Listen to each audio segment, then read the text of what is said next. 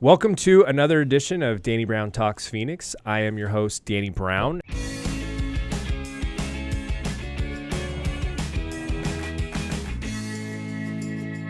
As always, this podcast is brought to you by my real estate company, Myriad Real Estate Group. So if you're looking to buy or sell in the Phoenix area, definitely let us know. We'd love the opportunity to help you and all of your friends. In this episode, I'm joined by Jose Leon, who is a member of the Scottsdale Charros. Welcome to the show, Jose. Thank you for having me. How are you today? I'm doing fantastic. So why don't you, I'd love to get to know you a little bit better. Tell me a little bit about your professional career and then kind of dive into what the Scottsdale Charros are for our audience that doesn't know. Absolutely. So I'm a practicing personal injury attorney here in the Phoenix metro area. We service all of Arizona, but our offices are here in Central Phoenix. And I've been practicing for a little over 10 years now, and with 8 years under my belt as my own business owner with my own law firm.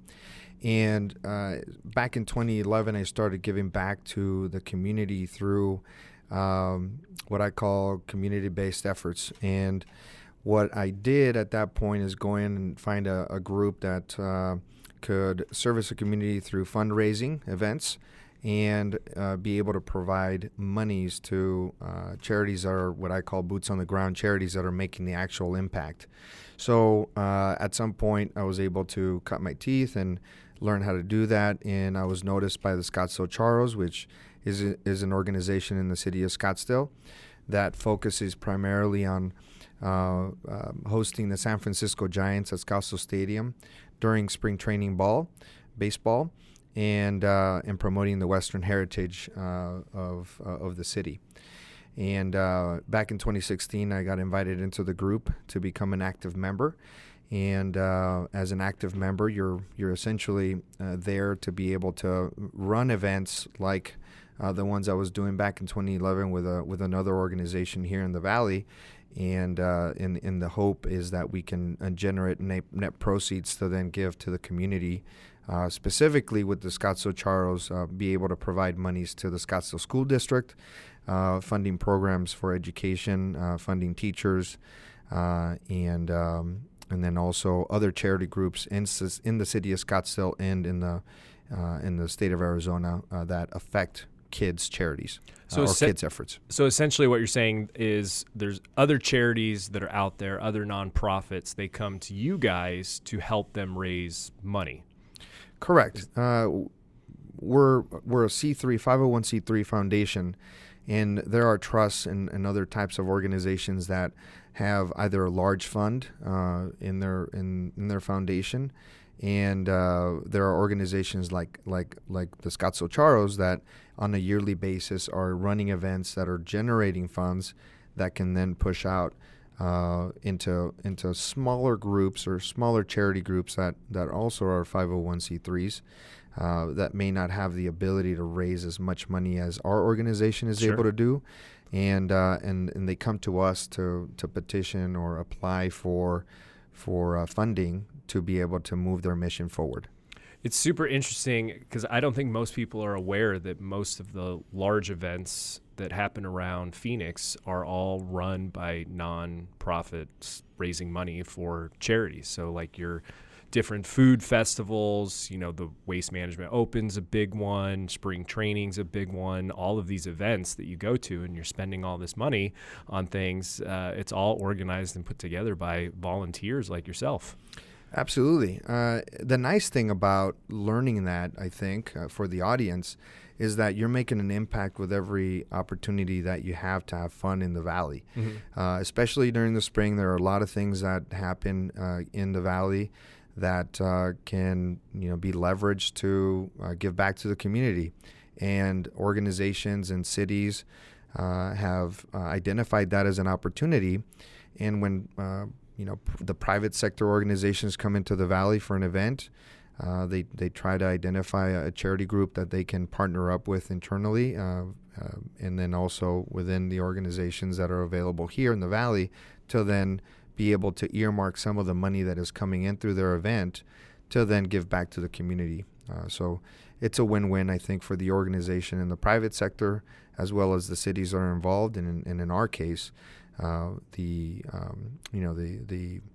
school district and other charity groups that are receiving funds from us. That's incredible. So, what type of people who are involved in the Scottsdale Charros? So within the Scottsdale Charros, we have active members that have either some type of involvement in the city of Scottsdale, whether it's at the mayor level down into every individual department that have their own perspective. We have members in the private sector in many different industries, and really what the organization is able to leverage with those folks in the private sector and at the city level are the experiences that they have and the networks that they have to be able to promote the message that the Scottsdale Charros have.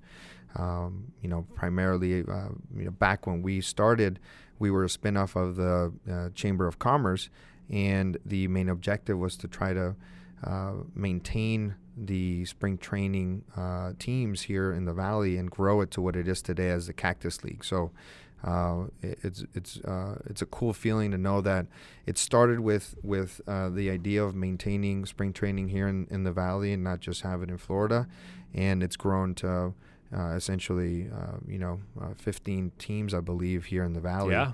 That are not only bringing an economic impact, but also providing us an opportunity to give back to charities in the Valley. Well, let's dive in. I mean, that's a great segue into the economic impact that the Scottsdale Charros have through spring training. So, what is that economic impact that spring training brings to Phoenix? So, Cactus League as a whole, from my understanding, is that it brings in close to $700 or $800 million of economic impact. Every couple of years, ASU WP Carey School of Business, I believe, does a study, and 2020 is going to be the next one that they start reviewing. But they do an economic impact study, and back in 2018, those are the numbers that were identified as being brought to the Valley as a whole. Within the Scottsdale Charros, we host the San Francisco Giants at Scottsdale Stadium, and our objective as a partner with the Giants and also the city of Scottsdale, who owns the Scottsdale Stadium, is to be able to provide an opportunity for corporations to be able to purchase advertising at the stadium. And then also we have a VIP area called the Charro Lodge, where we're able to host individual ticket holders or season ticket holders to an experience at a VIP experience at Scottsdale Stadium. And then we also have other opportunities to generate money through a particular game with the sale of a magazine or a program that provides the fan base with information about the players and the team for that particular season. And those funds go to the foundation. And then lastly, a 50-50 raffle that we deploy within the stadium to be able to, of course, win half of the money, but then the other half gets split between the Giants and then also our charity group. And every year there are millions of dollars that get generated for our efforts, and then that gets reapplied down into our foundation, and that essentially identifies the charity groups that we talked about earlier, so that they can make an impact on a yearly basis. I do have to say, from someone who's been to a variety of the spring training games, different teams in different locations, the one that's the most fun is the San Francisco Giants at Scottsdale Stadium. Do you think that's because it's heavily influenced by your organization, or because of the location, or a little bit of both? I think all those two things definitely play a part. Location is key, I think, when it comes to the fan base interest, and our fan base is coming from out of town a lot of times, and when they're coming into town, they're probably looking for something convenient that can allow them to go to a game, stay nearby, and then enjoy the entertainment life that is to offer in the Valley. And Scottsdale Stadium is in the heart of Old Town Scottsdale, near Indian School Road and Scottsdale Road. So that allows somebody that wants to come out an opportunity to go to a game and then walk out and be able to enjoy the restaurants and bars near the stadium. And then also the Scottsdale Charros have, as I mentioned before, that Western heritage that we try to implement into everything we do. And the Charro Lodge has a very unique experience for the fan base that comes out to experience our VIP area. We curate every little square inch of our space so that it looks very customized and very Western, and down to the rivets in our bar that sometimes include our logo and the type of wood and design that we use for our space. So definitely an experience that is unmatched in spring ball. Yeah, it's definitely a very unique space and super cool. You can tell that a lot of time and energy has been put into that lounge. And you guys are currently going through a pretty extensive remodel as we speak, right? Absolutely. So last year we had all three interested parties, being the Giants, the City of Scottsdale, and the Scottsdale Charros, involved in a negotiation of, an extension of an agreement that's been in place for some time, where it allowed some funding to be implemented into the stadium. It was, I think, close to $50 million that was allocated by all the parties so that the stadium, which is one of the older stadiums at this point, could be renovated and improved. And it's been split up into a couple phases. Last year, ending in April, was the start of phase 1, and leading into, of course, this season. And phase 2 will happen in the future. My understanding is that it starts after the off season of this year. But with that came an improvement of our VIP space and a multi-use facility that the Giants can use in the meantime for their team. And while it's in the off season, there's a 10,000 square foot facility that you can use for other events at the city level, of course. Our space went from a space that was a little outdated to a modern space, and it includes a second floor. So we have been working tirelessly right now to get it redesigned and reimagined for our ticket goer. And we're really excited to start the season here this Saturday for the first game. So that was my next question: is when does spring training start officially? It officially starts for us February 22nd. So we have a 1:00 game. Really excited for it, and we're just putting finishing touches to our space and the stadium to be able to welcome our fan base. Well, I appreciate you taking time out of your day to come here, because I'm sure with the finishing touches, that there's probably a lot of work going on right now. There definitely is, but the show will start whether we like it or not. So we're going to be ready for it. Very cool, very cool. So how does the Charro Lodge specifically benefit the community? So the way that I think that the actual VIP space benefits the community is through the foundation. The efforts that go on during the season to put on that VIP space really are only a very small part of what we do. And if you are, a fan that's buying the ticket, that is going to then directly be put into the foundation once we're done with the event. And those funds are the ones that are going to go to the Scottsdale School District and the charity groups that we talked about earlier. So is it only the tickets that are sold for the Charro Lodge that go to charity, or is it the tickets for the entire stadium that go to charity? So it's just the tickets to the VIP area. Okay. The tickets that are deployed for the rest of the stadium are within the purview of the Giants themselves. Gotcha. But as I mentioned earlier, we have 4 different opportunities to be able to raise money, even if you don't come into the stadium with a specific objective of giving us money through the ticketing of the VIP area. We've got the 50-50 raffle, the programs, and other advertising opportunities that are outside of that VIP space. To kind of hit the rest of the fans. Correct. Yeah. What do you know? What's the cost to get into the VIP area? So it varies. This particular year, our tickets are starting at $150. But I'm sure all fans that have made their way to a spring training game, they're starting to realize that pastime is now become very expensive. And if you walk into a park, some parks have dynamic pricing. I think Scottsdale Stadium has dynamic pricing. Depending on the demand for the game, you'll pay more for your ticket. And then once you walk in, you're going to be paying premium dollars for your beverage and your food. And if you start doing the math, you start realizing I probably will end up spending somewhere near the money that I'll spend for a ticket to be part of the VIP experience. So why not do that and then give back while you're doing it? So Sure. I think the ability to buy at the level that we're buying with the San Francisco Giants gives us the economies of scale.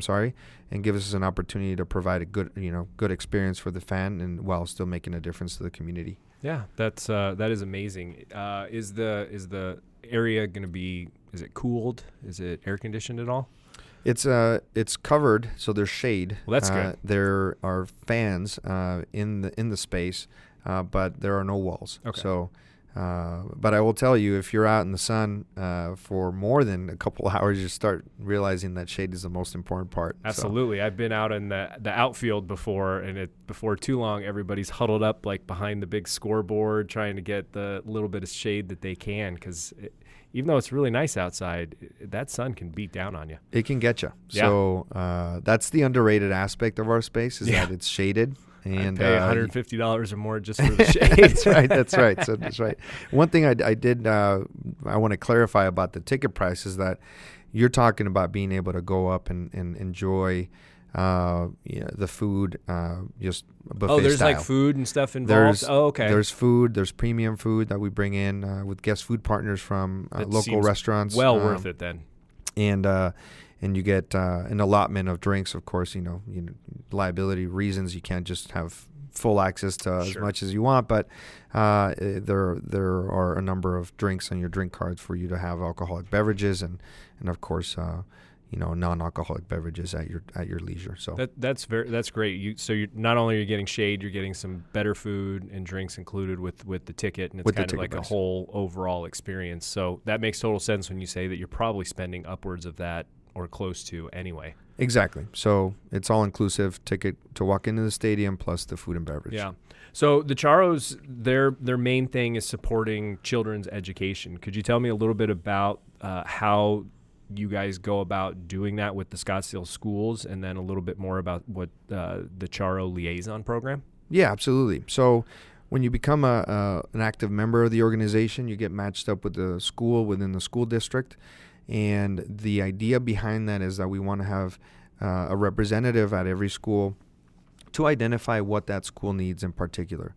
And we do a good job of really pitching the need of that particular school to our foundation. And the liaison program allows us to spend, a stipend or some funds at the school level.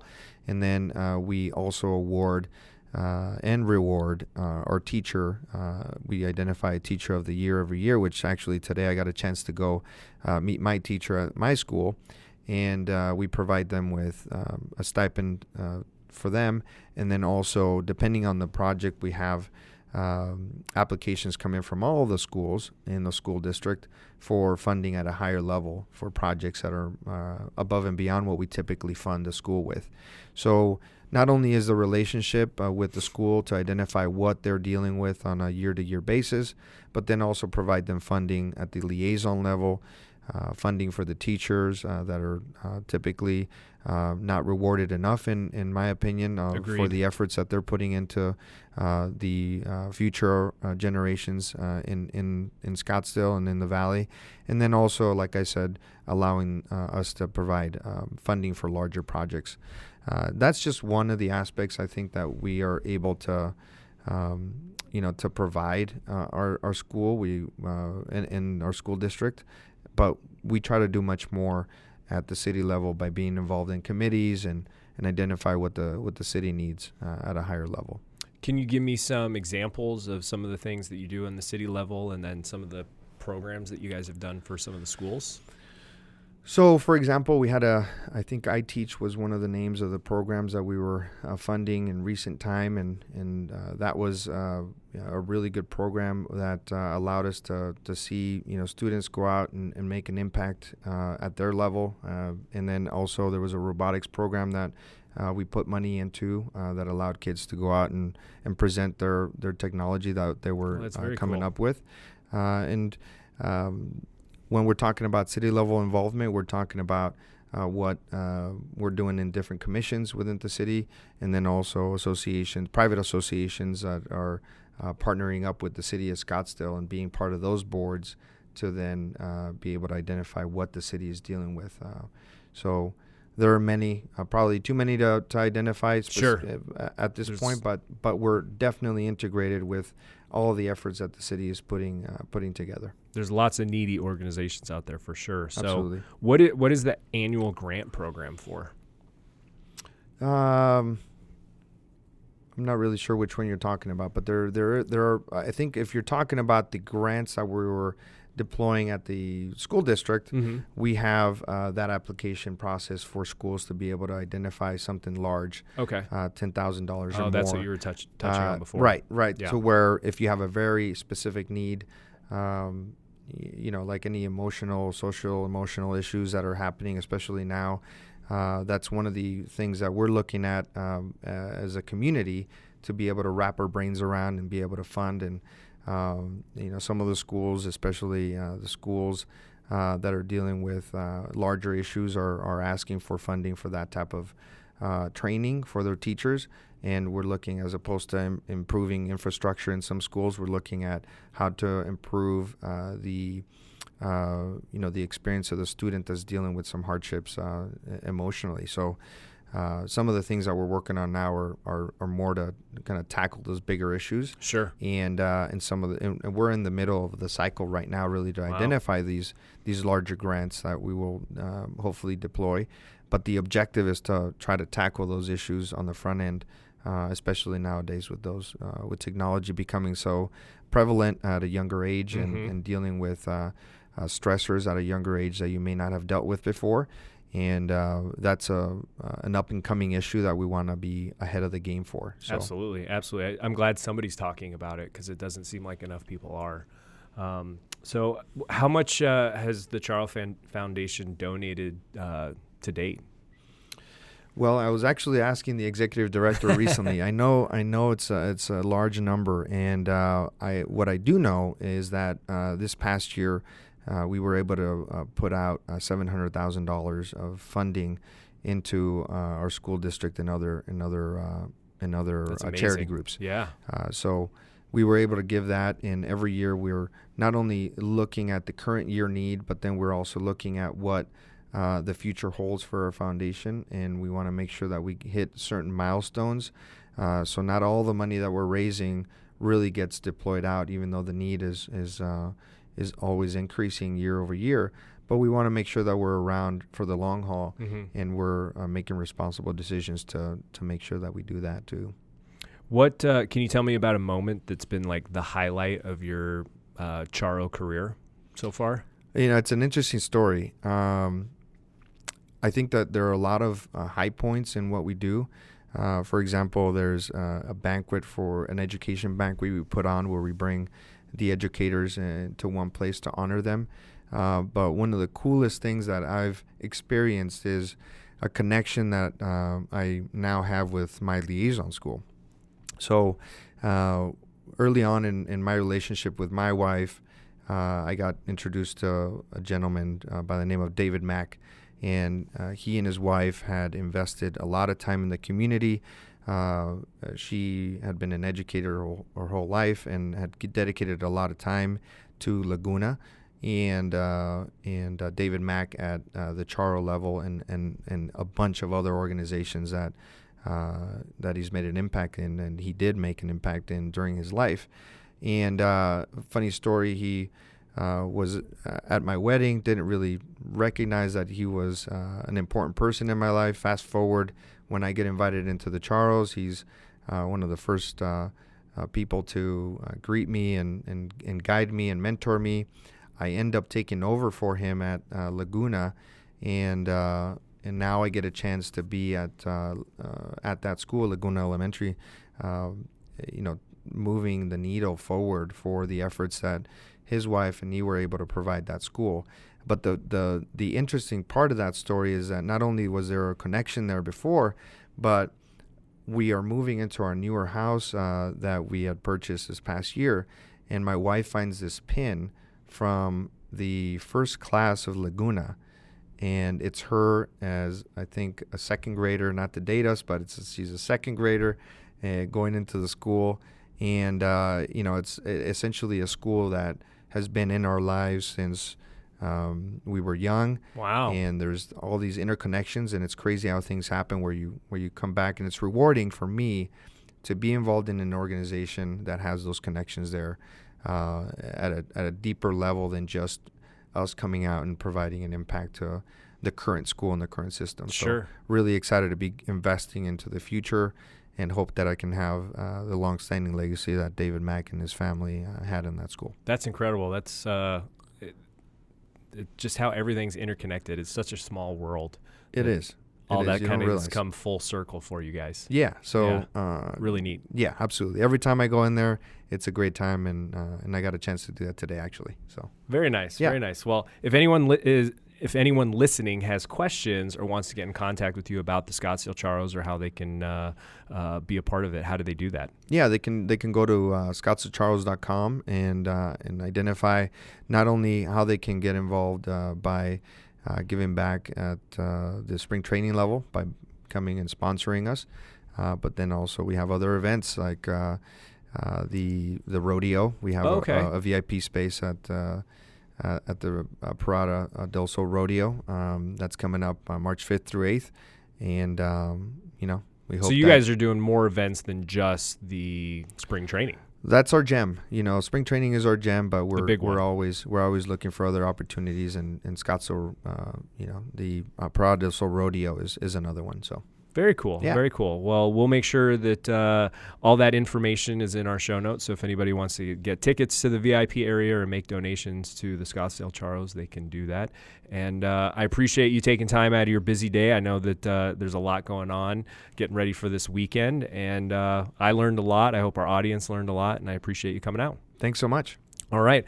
As always, this is Danny Brown Talks Phoenix, and I am a real estate agent here in Phoenix and love to help people buy and sell homes. So if you guys, like I said in the beginning, have anybody who's in need, we definitely appreciate the referrals. They go a long way. And thanks so much for tuning in.